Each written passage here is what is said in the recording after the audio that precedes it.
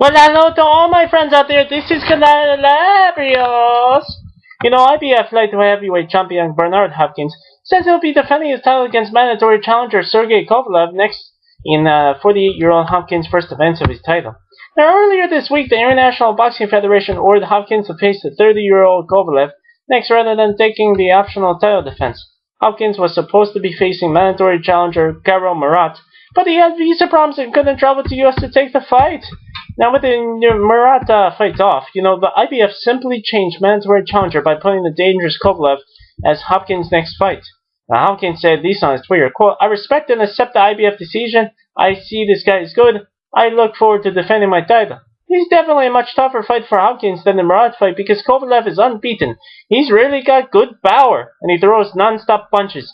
He's been knocking out everyone he's been facing recently and doing it early. In his last fight, Kovalev destroyed Cornelius White in 3 rounds on June 14th. Now, Golden Boy Promotions was hoping to put Hopkins in a unification bout next. There was talk of either WBO light heavyweight champion Nathan Cleverly or WBC light heavyweight champion Adonis Stevenson.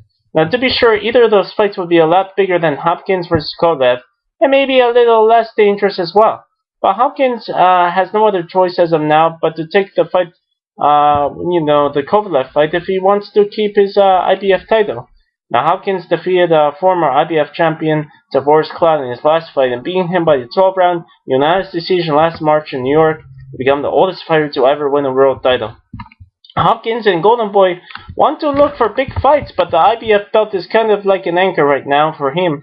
He might be better off getting rid of it if he wants to be able to choose opponents without being controlled by the IBF.